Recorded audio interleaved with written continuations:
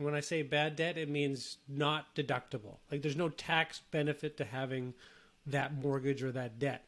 So what we want to look at when it comes to the Smith Maneuver is how do we then position our debt portion of our balance sheet into a favorable part of that. And that's by creating tax deductibilities.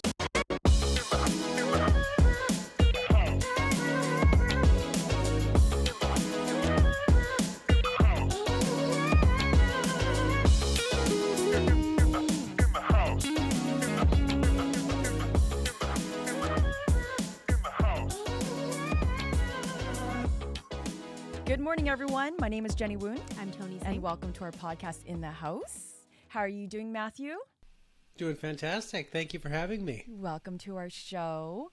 I thought it would be a perfect time to have you on because we've gone through many rate hikes this year, going to be going through another one come December. Tell us what you do.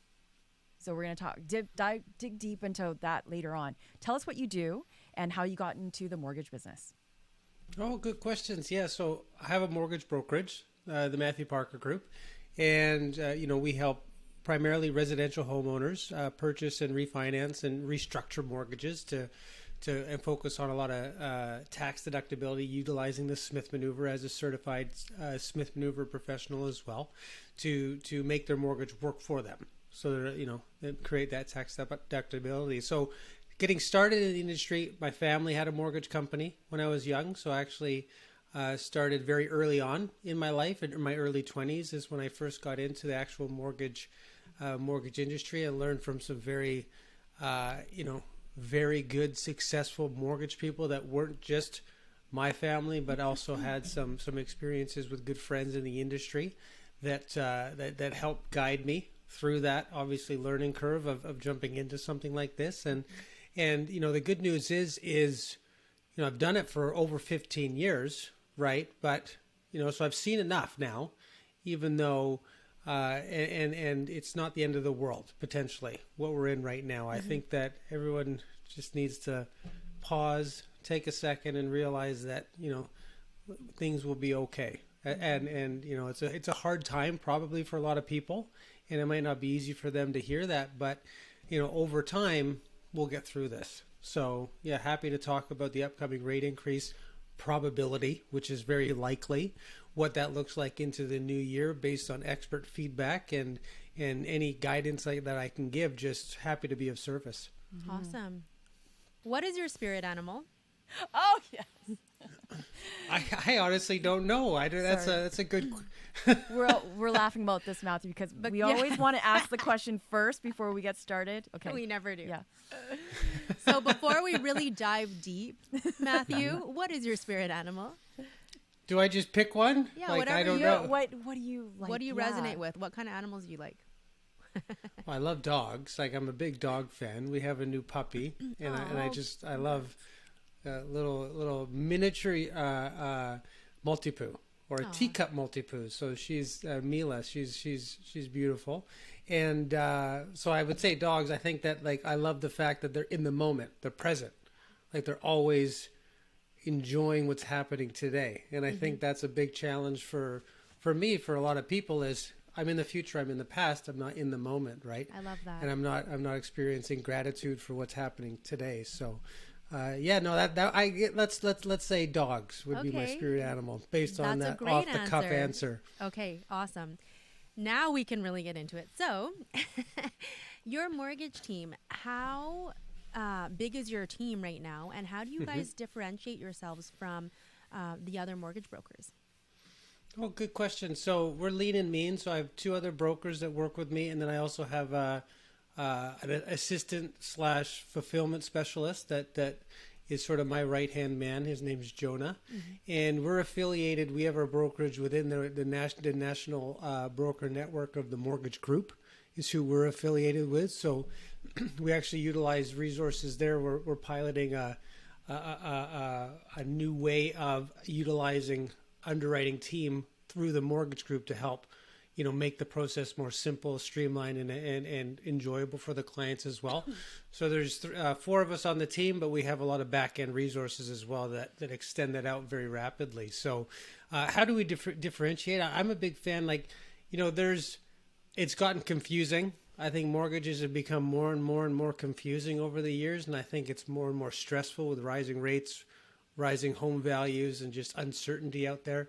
And it hasn't been an easy time to really buy a property for many years now, just because of what's happened in, the economy and just the market in general. So we try to alleviate that. So I think our goal, what I explain to the team every day is, how do we make the process as simple and smooth for the client as possible? And, we can deal with the stress that's happening, right? It's like we're flying an airplane. We're going to hit turbulence. It's not a fun experience getting a mortgage. Let's be honest. It's not enjoyable.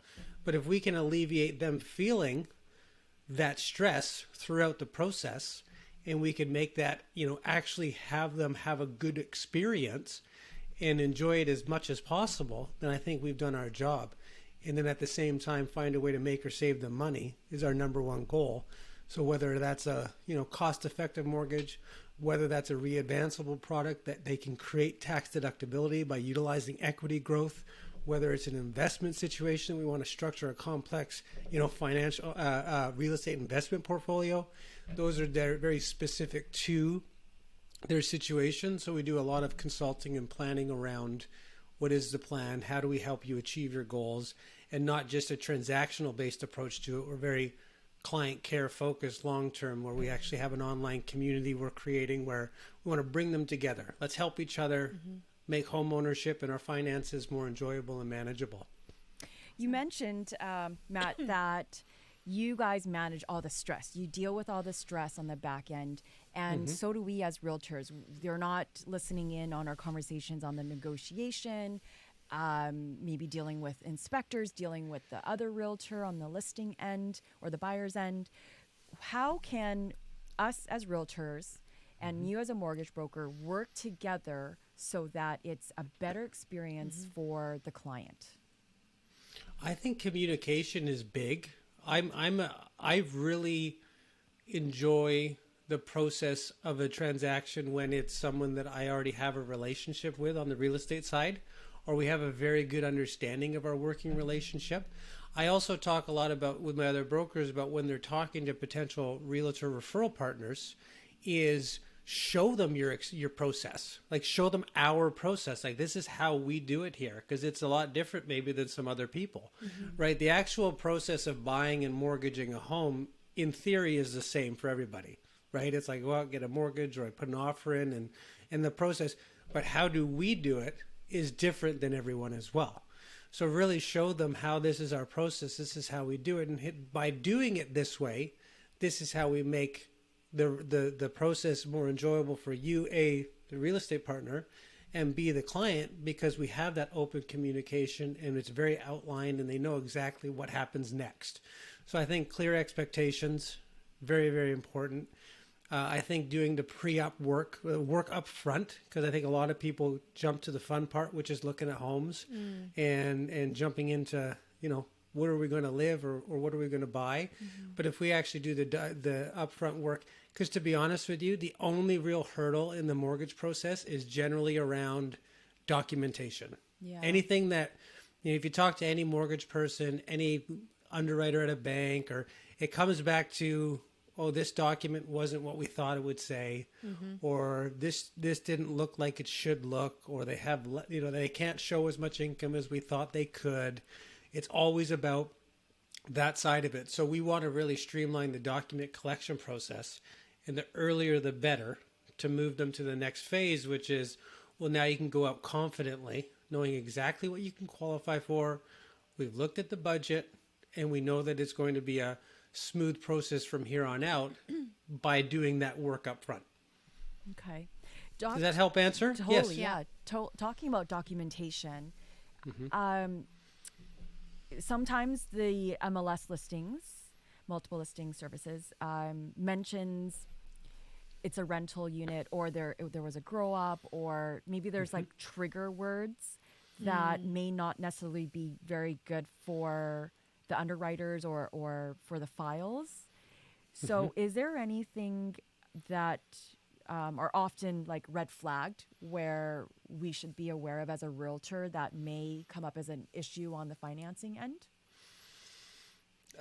Grow up, obviously, one is something to be aware of. But if we know it up front and we know that going in, we could look at a lender that is okay with the grow up situations, as long as it's been remediated, and things have been done to take steps forward for that property itself. So it's not a deal breaker by any means. In terms of the rental, are you thinking someone's tenanting it and we don't know if they can get out of the property after purchase in a set period of time, or any specific thinking around that part of it? Yeah, my question was circle around, let's just say they can only qualify if they're a primary purchaser occupant, but the tenant still has like a year left and you can't really kick the tenant out. So does that mitigate the ability to put an offer on that particular property? That's a good question. Case by case. Okay. For example, I think it comes back to the time frame as well. We in spring of this year, we helped a nice couple purchase a property where there was a tenant in place. So their actual move-in possession date was longer than you generally see. I think it was a month or 2 months after closing date, but that was okay because there was a set end date that the existing tenant was to vacate the property. So the lender was okay with that situation in that scenario. Now, if it's a longer term, like a year from now, and there's going to be confusion around that, that might be a situation where we have to have a bit of a discussion with the lender. And it also comes back to, is it an insured mortgage? Is it uninsured? How much free rein does the lender have when it comes to these decisions? Because if it's an insured mortgage, which we can talk about what that means as well. But if it's an insured mortgage, then maybe they have to follow a lot of insurer guidelines as well that are different than if it was just an uninsured mortgage where they are following really federal guidelines, but they're making their own decision, right? So it would come back to the specific situation, but that should be okay as long as we have a plan to present it properly to the lender. Okay. I have a question for something that's been coming up a lot recently too, just in this market. Very similar to previous markets, but for example, where we have accepted offers on properties and we're representing the buyers, obviously we've written a price on the contract, right? And then we have the 7 to 10 days, let's say, for our due diligence. As you know, as a mortgage broker, sometimes things will come up during those 7 to 10 days where it could be maintenance issues with the property, like on inspection, or something else entirely, where we would go back requesting a price reduction or something, right? Like to decrease the price downwards, because we have the ability to do that in this type of market. We always let our mortgage brokers know first, because I understand that sometimes for you guys, it causes problems, right? Depending on what the issue is or how big the price drop is. So tell us a little bit about that process. What's the easiest way to go about writing an addendum to decrease the purchase price, or even have the amount credited at the statement of adjustments on completion with the lawyers? Because I hear that both can be challenging. Can you say more? Yeah, it's not necessarily the reduction in purchase price that's the challenge. It's more of what's the reason for the reduction in purchase price. Because now we're open, because now it's opening up questions for the lender. Why is the purchase price being reduced? What was the problem with the property? Now, and then they'll probably want more documentation around what the problem was. So it might be something, if it's a strata property, for example, it could be something to do with upcoming assessment, or we found out there was water ingress in the parking garage, or something to do with water, which anything to do with water, not ideal. Lenders don't like water, and insurers don't. But if we have the proper documentation available for that, should be okay to move that forward. So I think it comes back to what's the specific reason for it. And then address that beforehand, before requesting obviously an amendment to the mortgage based on purchase price, because we want to make sure that there won't be an issue with that. What we'll often do is we'll call our lender, or we'll call our regional director with the lender, discuss it first, say, here's what we're dealing with on a situation. How do we present this to the underwriter properly so it doesn't create more questions that are needed? To be honest with you, that's the biggest thing, is to make it, again, more smooth. So, Matt, would you say, in your opinion, that things like, for example, water ingress and insurance and lending, that's more of an issue now than it was, say, 5-10 years ago, right? Like, we're encountering that too. It's such a huge deal when we're requesting anything. Yeah, sometimes it's challenging with when there's issues with that, because even though there's plans to, unless it's already been remediated and fixed, then that's okay. But if it hasn't been done yet, but it's in the depreciation report, and then we have an engineering report that also if we have detailed documentation around it, but it hasn't been, resolved yet, well, that creates a little bit of a more complex situation that we need maybe a lender that's okay with that situation.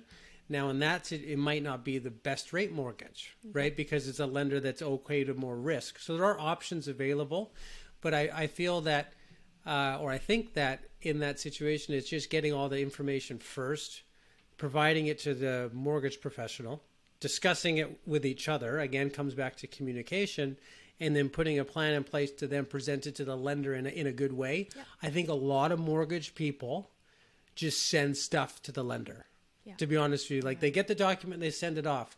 Well, they don't need everything. They need what's specific to the situation or the requirements that they have. It's not that we're avoiding anything, but we're doing it in the way that helps everyone, and enjoy, because lenders don't want everything, because then they have to review it. They have to put it through the process. They have to put in their compliance documents. But if we're talking about a specific situation that's relevant to the price reduction, then let's get very specific on what that is and detail and explain the situation properly. Okay. Thank you. Matt, you have a niche.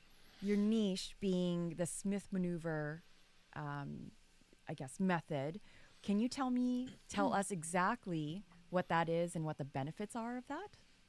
Yeah, of course. Smith Manoeuvre is a debt conversion strategy. So if you think about it, we're taught at a young age, we get a home, we get a mortgage, we want to pay that off as quick as possible. And that's true to an extent. That's true in terms of bad debt. And when I say bad debt, it means not deductible. Like, there's no tax benefit to having that mortgage or that debt. So what we want to look at when it comes to the Smith Manoeuvre is, how do we then position our debt portion of our balance sheet into a favorable part of that? And that's by creating tax deductibility. So what it is moving the mortgage from a bad debt, non-deductible mortgage, into a good debt, tax deductible portion of the mortgage, which is generally the home equity line of credit, as we pay down the mortgage. There's a lot of different accelerators that, we can be very as aggressive or as little aggressive as possible, but it's all about how do we make the tax deductibility as aggressive and as potentially favorable as possible. Because, most Canadians, especially in Vancouver, if we're talking about our markets, we have high taxes, high cost of living, high cost of mortgages now. We didn't have that for a while, but we do have high cost of mortgages.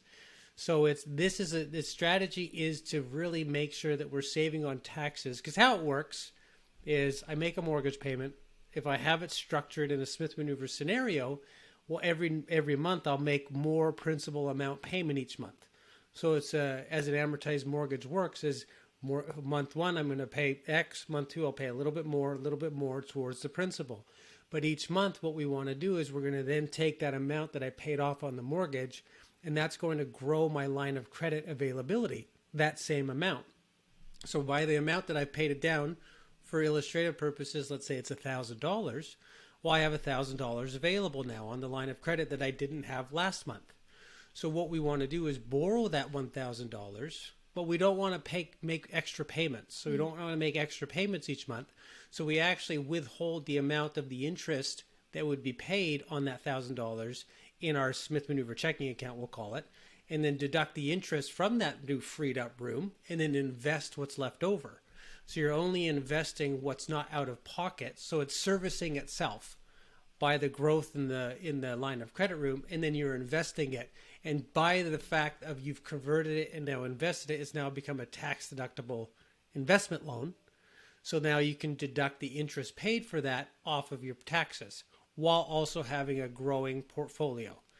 And it can really be very beneficial if you have clients that have rental properties, for example, because most people, unless they're very savvy and they have holding companies and they structure, in a way that a lot of people might not, there is a way that they can actually position rental income or flow it through their primary mortgage and use a cash dam strategy. For example, if a property rents for $3,000 a month, well, there's a mortgage on that rental property most likely, but they can only deduct the interest of that mortgage on the rental property. They can't deduct the full payment of that mortgage. But if you take the rental income and then prepay your principal residence mortgage, frees up that $3,000 now again, but then service the cost of the rental property from the reborrowed funds, now you can deduct the interest on the mortgage on the rental property and also the borrowed funds from the line of credit on my principal residence.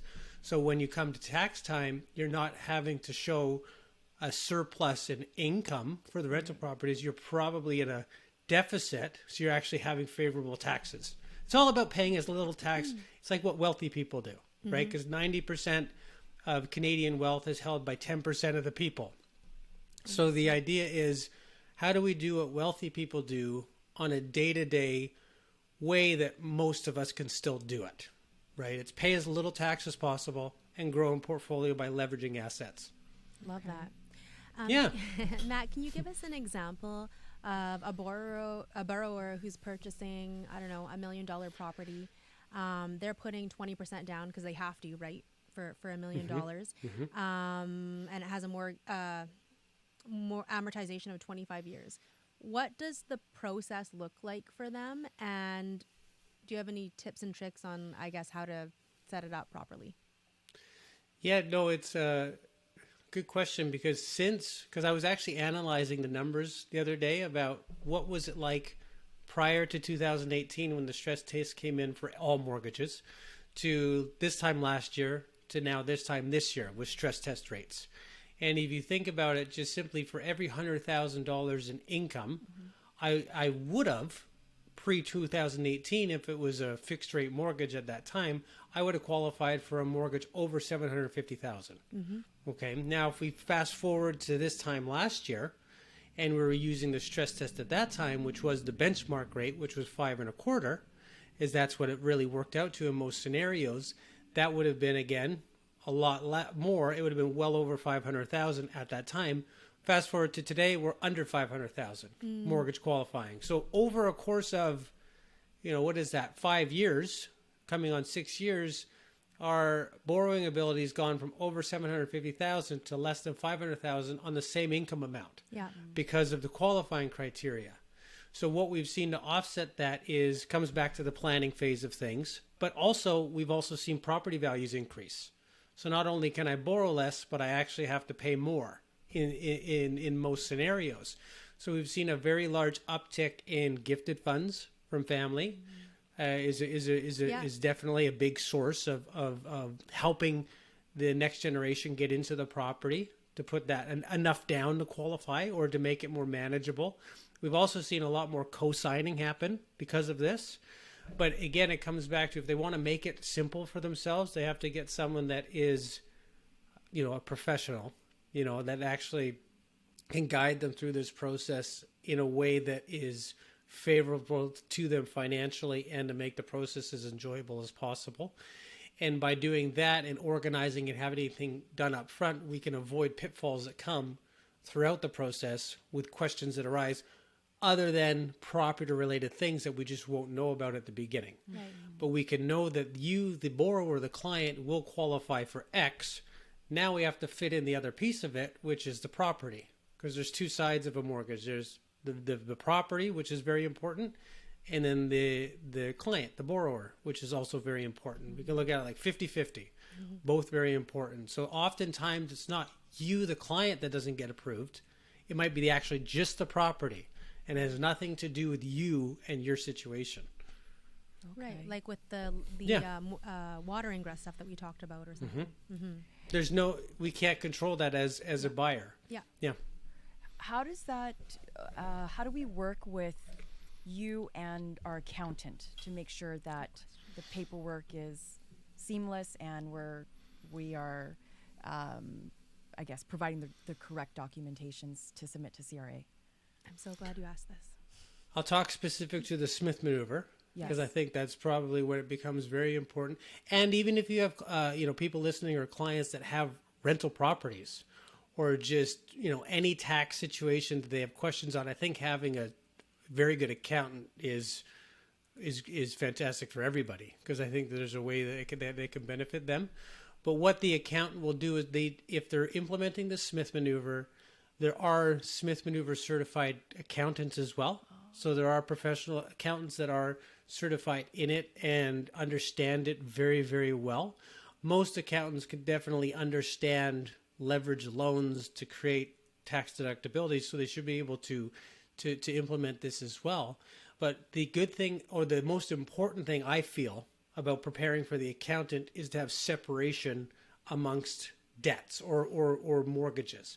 So that's why having it separate from, here's my investment loan versus my mortgage, and having the separation between the two makes it very easy for that accountant to do it properly and to not make show anything that would cause red flags or issues into the future, because you'll have separate statements when it's separated like that.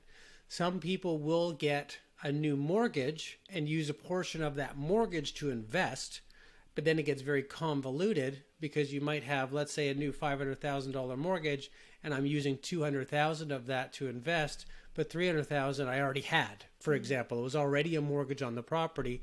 But if it's not separated, then I can say, well, I can only write off X percent of that. So it gets a lot more challenging. So I think separation is very important for that, and having your documentation ready to go and to the accountant earlier the better, so then they can actually review and look through things properly. But if you can show your annual statement for your line of credit showing the interest paid for that amount and all of the transactions coming out of a separate checking account for investment purposes, their job should be a lot easier, and it should be a lot more cost effective as well if you have it prepared properly. So what you've just explained sounds like there's an entire upside here. Why aren't more people taking advantage of this? It is, from my point of view, I feel that it's because we're taught differently in our lives. Like, we grow up in explained to us that we just want no mortgage, right? That's our goal, is to be mortgage free.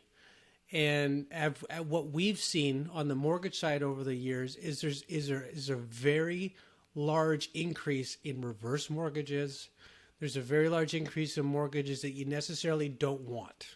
If we actually look at it from day one, if I'm 20 to when I'm 60, you probably don't want a reverse mortgage. You could probably do a lot better if you don't get to that point. However, they're there to fill a need, which is very helpful, and they can be helpful in that scenario if it makes sense.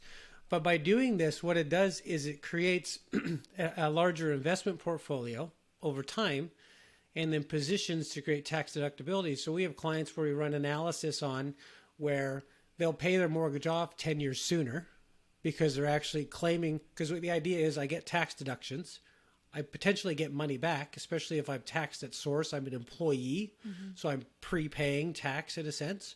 So if I deduct interest and I deduct off my taxes, I'll probably have a tax credit.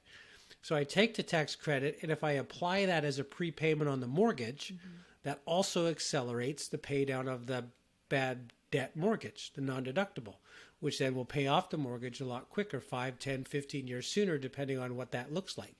So why most people don't do it, I think it's fear of, will my property be, what happens if my home value goes down? Would be one. That would be a common one. What happens if mortgage rates are high and my portfolio doesn't earn as much or more than the cost of the borrowing, is another one. Yeah. But both of those, as we've seen, I think over the years with Vancouver real estate, Greater Vancouver real estate, is there's a high probability that value will continue to rise at some point, right? There's a lack of housing, and I think that's going to be greater in the future than it is today. But in terms of the rate situation, is that might not always be the worst thing because you're still getting the tax deductibility. So running the numbers is very helpful. But then also the Smith Maneuver is flexible where you can always pause. You could actually stop doing it as well. If you're very concerned about it, you could just, let's just stop doing the investments this month. And then we can wait until it's a more favorable time to start doing the investment. Or actually it might cost me more to borrow those funds today than I can anticipate on a return, but the actual purchasing power that I have with my funds today for investments is cheaper than maybe where it will be in a year. So it might actually be a good time to buy investments and be okay not earning higher return for a short period of time. Just like in real estate, it might be an ideal time to buy. Okay. So those would be the top two concerns I think we hear most often. Who's your ideal client then? I know you said that traditionally we're taught very different. So are your target market generally like the younger ones where maybe they're a little bit more creative and thinking out of the box, or more maybe wealthier clients?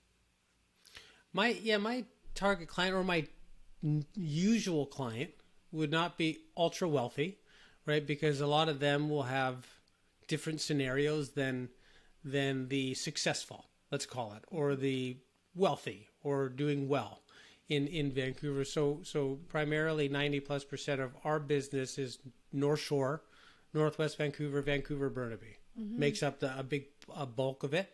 Now in that market, we have a lot of people there's been a lot of family wealth creation in real estate. So there's been a lot of help and there's been a lot of things that move forward. But I wouldn't say that, there's a client that doesn't fit our process, because I think you can start from the beginning and work your way up to this scenario, right? It might not be, we need to implement this today because I'm putting 5% down on a property.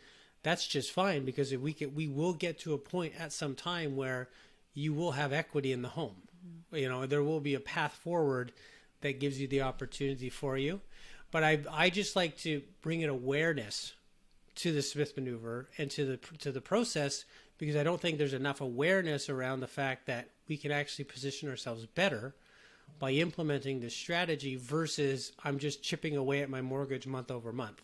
And then, 20 years goes by or 30 years goes by, and even if I've paid it off, how is the investment portfolio? Am I diversified? Do I have a good situation for can I retire? Because it's a lot more expensive to retire. So that's where having a team, a mortgage professional, real estate professional, accountant, financial planner, advisor, people that actually understand all aspects of it and working together and having that communication, I think sets people up very well long term. What are some of the main complaints right now that you're hearing from Canadians who are trying to borrow money? That's a good question. It has not been, me personally, the last couple of years has been, I look at it and it's been a little bit challenging to provide true value and service, because it's really been, can I get the mortgage and can I get it today or tomorrow? Right? It wasn't like the planning, the thinking around budgeting, actually making the proper informed decision of what makes sense financially did shift slightly, because it was such a competitive market that you had to move so quick and do things like that. So now we're getting back to a lot of, let's focus on budgeting. We have a webinar coming up with a financial advisor that I know very well, who's a client and friend as well. And we're going to talk about how to manage cash flow in a rising rate market, because it's a very big concern for most people. Most people have thoughts about, grocery bills going up, this is going up, my mortgage has gone up. Over 50% of mortgages in 2021 were variable rate mortgages, right? So there's been a very large increase in a lot of people's payments, or they've been a very large increase in the amount of interest they're paying on their mortgage, even if their payment's set. If they don't have if they don't have a payment fluctuating variable, that's something to look out for, because they will come to a point where maybe they're actually adding to their mortgage balance right now because they've hit their trigger rate. So the biggest challenge right now for people would be qualifying, obviously, because stress test has gone up, the qualifying rate has gone up, and cash flow. and thinking about future cash flow. Not just variable rate mortgage clients, fixed rate clients are concerned. Because what I think most people don't understand about when the Bank of Canada does this is they have so much immediate impact in Canada when they raise interest rates. Whereas if you compare it to what happens in the US and when the Feds increase interest rates, very little immediate impact because so many people there have long-term fixed mortgages, like 25, 30-year mortgages where they don't have to change for that period of time. But here in Canada, most people have a 5 or less year term, whether you're fixed, variable, it doesn't. So it impacts everyone very quickly, right? So if you have 2 years left in your term, well, in 2 years, your rate might go from 2% to 4.5%, 5%, 6%. You'll be impacted just the same as if you have a variable rate client. So we're talking a lot about cash flow. We're talking about what happens at renewal, at maturity. Can I pay those payments, right? Because we have to remember if we had a 30-year amortization, we'll be at 25 years. The rate's gone up. Well, my payment might jump exponentially. Do I want to re-amortize the mortgage? Do I need to access equity to help service costs right now because things are going up? Those are very common discussions we're having right now, and they're not easy discussions. But we have to get adjusted to the reality that we're not in that extremely low rate market, and they probably held rates low too long, and then they probably went up too quick, and it's created a very unmanageable situation for a lot of people. So we're just trying to help manage that. 1 second. Okay. Matt, what can we expect with the Bank of Canada rate next year? And how should someone be structuring their mortgage right now with this in mind? Oh, that's a complex question. Yeah. There's a few different ways to look at that. I think anyone that says this is what's going to happen knows less than people that say I don't know what's going to happen, because I don't think anyone has a true understanding of what's going to happen, right? I was at the National Mortgage Conference a few weeks ago, and Benjamin Tall, who's the chief economist for CIBC, started out saying, I don't know what's going to happen, right? Like no one knows the actual path forward, but we do have a lot of data that is coming in that shows indications of where it could go. And most people think, like most are thinking probably a 1/4 to 1/2 point increase in December, and hopefully more on that 1/4 point increase would be better. And then based on that is that the final increase? Do they finally give time to see what happens? Right? Let it just play out and see what happens, because if you look back into the 70s and 80s when we had rapidly rising inflation, historically you look back, they raised rates too high. When you actually dissect the data and the actual long-term problems that it created were greater than the help that it had. So they've probably already done it, and they're probably going to do it a little bit more, but hopefully they stop, and then we see a period of time where we have just more stability in the market. So from a rate perspective, one thing that has been challenging for banks is pricing fixed rate mortgages as well, because the bond yields have been very volatile and they've been moving up and down. So they can't generally price it in as aggressively as you historically would see, because oftentimes you would see the bond yield maybe at 1.5% less than where the rate would be, like on a 5-year, with variances obviously on insurability. But that is not the case, because we've seen bond yield for example, this month we've seen the 5-year yield go up to 3.7, 3.8. Now it's down to 3.3 or less, it's all over the place. So for them to price it and say, okay, here's what it costs me to lend out money and I'm going to make X return, it's a daily change at the moment. So if I'm looking, me personally, at getting a new mortgage over this coming year, I would most likely look at potentially a variable if the discount off of prime is good enough, right? So if it's an insured or an insurable mortgage, the discount off of prime is still very good. You might be prime minus 0.9 or more. If you're an uninsured mortgage, well, the discount off of prime is actually not as good or very good compared to where it has been over the last couple of years, because they've reduced that discount. So you might be prime minus 0.5 to 0.3 in that, or 0.2 even in some scenarios. So you're very high interest rate in that point. So I would look at either a short-term fixed, 1-2 year, if it's cost effective, or a variable rate still. I'm a hard time. I've never been a big fan of 5-year fixed mortgages in general, unless it's a lender that's not one of the big banks, because then their penalty calculations are more favorable for the penalty exit costs Right. than how the banks calculate it using posted interest rates, which, we could talk forever on how they do that. But just be thinking, if I get a mortgage today and it's a fixed rate and I ever think to pay it out within that term, not good, because rates are probably lower at some point, and posted rates are probably lower at some point. So you're probably going to have a big spread. So the penalty will probably be very significant if it's a big bank. Yeah. So just be cautious around that. And it comes back to, I think, the planning of how long will I be in this home for? And if it's over 5 years, okay, 5-year fix might not be the end of the world, because we're not worried about penalties and things like that. But if it is anything less than that, and there's any opportunity that you'll sell, buy, or move, or do something with that mortgage or home, I would lean to what's the most cost effective to get out of, and gives us the most flexibility. Because when we analyze this with clients, it's not you're going to say money variable versus fixed, it's you're going to have more flexibility with variable versus fixed. That's the number one thing. I hear you, Matt, about having the flexibility, having less penalty to pay. So, Matt, I hear you about not having, being flexible and being able to get out of your mortgage, not paying a big penalty. But earlier you just said that the States has really long-term fixed rates. So how come Canada doesn't? I think Canada does offer 10-year rates, but why not more? Yeah, it's just the way it's always been, to be honest with you. The markets are people. I don't know. The Canadian market and the American market are so different. They're not even close together. I've actually been in coaching programs with mortgage people in the United States, and we've talked about their market versus ours, and it's the same to a degree, but very different in terms of how the actual system works. I think the biggest factor is, in Canada, there's really 5 lenders that dominate most of the market.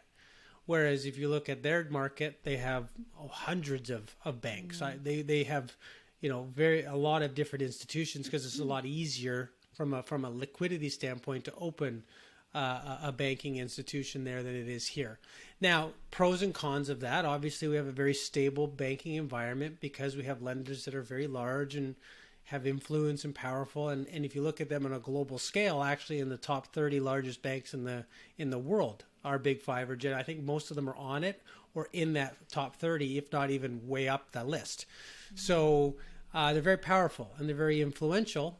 And it could be very helpful in terms of worrying about the banking institutions as a whole, managing this market.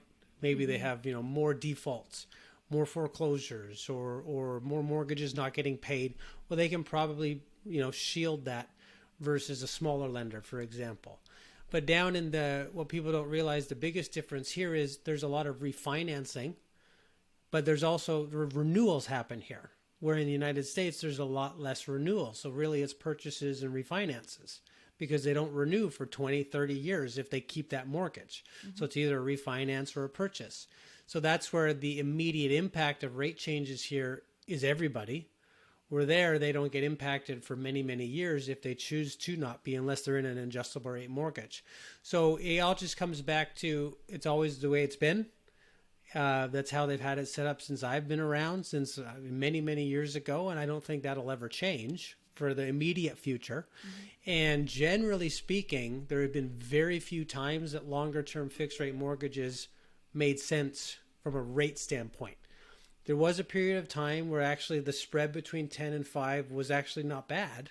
Because I remember back, this was probably 10, 12, whatever many years ago, where a 10-year fixed was actually in the high 3s. I believe the 5-year fixed was in the mid 3s, or just not that, it wasn't big of a spread. So 10-year at that rate is very, but what ended up actually happening is we saw rates go down significantly over a period of time. And then anyone that went variable saved a lot of money for a certain period of time. So I like the flexibility. I think longer term, But other thing that people aren't aware of is in those longer term fixed rate mortgages is one of the benefits is once you get to that year 5 mark, most lenders you then move into just 3 months interest penalty regardless. So you're not in an interest rate differential situation. So if you have a long-term mortgage in your past 5 years, your exit costs should be a lot lower. So on that note, can you explain to us and our listeners what a trigger rate is and if it makes sense to take advantage of something like that right now? So trigger rate, which was not talked about for the, I don't know, 15 years I've been, or plus years I've been doing more, like no one really cared about it because it never happened, or it was never something that actually came about, right? So a trigger rate is, what that means is you get to the point where your payment now only covers interest. So if you have a variable rate mortgage with a static payment, meaning your payment doesn't automatically change, you'll have a trigger rate that's built into that structure. So as you get to the trigger rate, which is oftentimes a lot higher than the rate you start with, that's why we generally don't get to that point, then all you're paying in it is interest. Now, if you go over the trigger rate, now comes the problem where you're actually not paying enough. So your payment doesn't cover the interest. So any amount that you have as a shortfall is now being added on to your balance, and you will owe more at maturity than you are at today.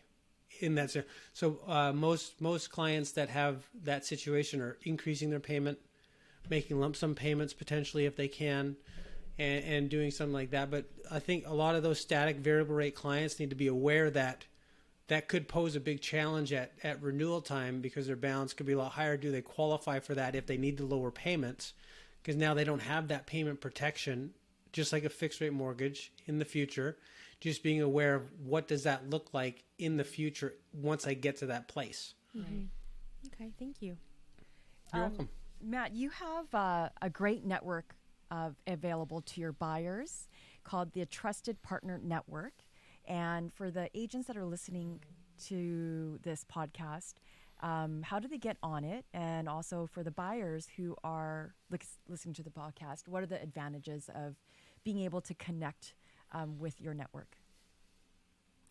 Well, if you're like me, I've had problems where I don't know who to call, right?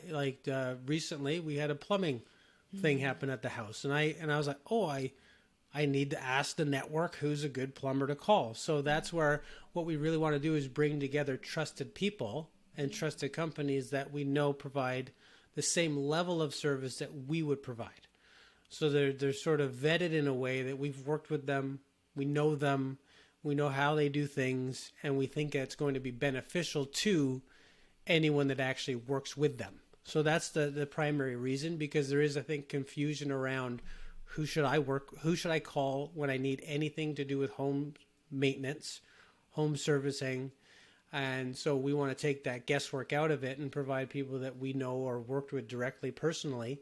And for realtors that are listening, we'd happy to talk and learn more about their process and their business, because we work with a lot of real estate agents. Most of them aren't on there. So they do have to be someone that does fit our philosophy or our guiding mission, which is to make home ownership as smooth and enjoyable as possible and make and save clients money. And if it doesn't fit that mission, then it's probably not the right fit. Yeah, great. Matt, what is your House Rich podcast about, and who should tune in to listen? Oh, that's a great question. House rich, I think it's a fun term because we often hear house poor, right? It's like, oh, everyone's house poor in Vancouver, let's say, because everything's so expensive. So I think a lot of people are not house poor. I mean, house rich can mean a few different things, but we focus primarily on creating tax deductibility. How does that work? How do we make mortgages simple and easy to understand and all those different things? So, but house rich could really just mean, being happy where you live. Right? It doesn't have to mean I'm making money from my home. It could mean that I'm just comfortable and I'm safe and I have security and I'm not worried about landlords and all that kind of stuff. So it could be that as well.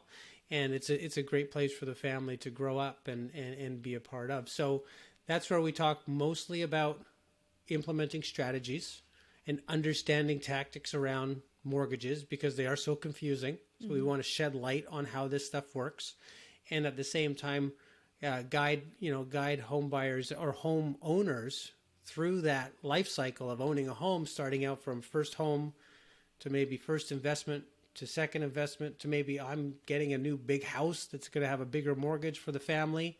Well, these are all scary things. How do we make that as easy to understand and stress-free as possible? And that's the purpose of the podcast. And where can our listeners and your listeners find you? Well, you can go to mattparker.ca. So Matt with 2 T's, PARKER.ca. You can go to our community, which we host webinars moving forward, a lot of webinars with trusted partners, and I'll talk about live stream after the Bank of Canada. So we talk about what just happened, what's going to happen. Let's not panic kind of stuff. And that's at community.mattparker.ca. But those are the best places to find us because you can connect on all different channels. Awesome. So we always finish off with 5 rapid fire questions. And this will take just a couple of minutes. So, Matt, first question is, what career would you be in if you're not a mortgage broker? Oh, hockey player, for sure. For sure. If I was taller, maybe if I was taller, I might have had a better opportunity. It was a different game back in the, early 2000s than it is today. So that's for sure, I think would be one on the top of the list. What is your... But I'd be retired by now. So... I don't know what I would be doing if I was or injured or retired a long time ago. So I'm happy with what I'm doing today. Perfect. Your biggest personal goal for 2023? Oh, we just actually did a personal planning session the other day. Biggest personal goal for 2023 is to improve and continue to streamline the process for clients and make it more enjoyable, a better experience. And on top of that is to create balance in life with 2 young kids, a wife, and really have time for everything. And that I think has been the biggest challenge. Matt, everything that you said is part of my goals as well for personal and business planning. We should talk. Yeah, sounds good. A book you would recommend right now to our listeners?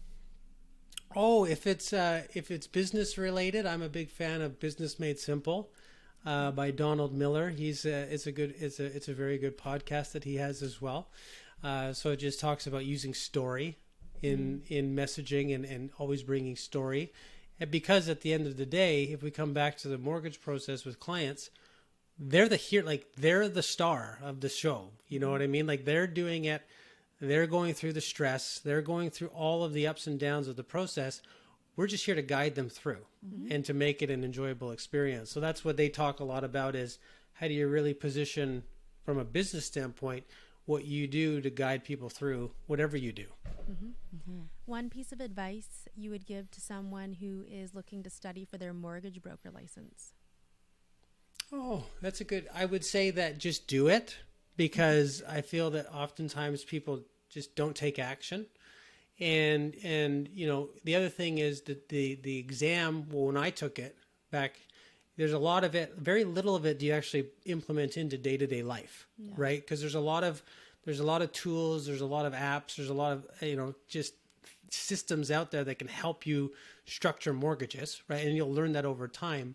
But it would be probably to look into those courses that can help you prepare for the exam, because I think a lot of those are very, very favorable. I know that one of my brokers recently got licensed and utilized some resources around that. So talk to friends, talk to family, other people in the industry to really figure out, is this for me?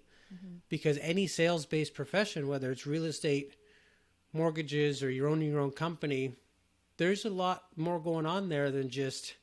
this is exciting. I mean, this is you grind it out day after day, and you have to be consistent, and we have to show up every single day and try to find someone to work for. So be aware of what that looks like in your lifestyle moving forward. It's not all, exciting. There are some things that create challenges as well. Thanks for the honesty.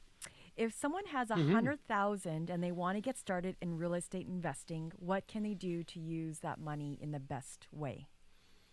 100,000 in just liquid cash? Yes, liquid cash. And they want to get started in real estate investing. I mean, that you'd probably want to look at markets that aren't Greater Vancouver, to be honest, if you want to actually purchase a property, like an actual revenue property, just because of the fact that you need that 20% down minimum on a investment property. So that would be the biggest hurdle, I think, around getting that property is the amount needed for down payment.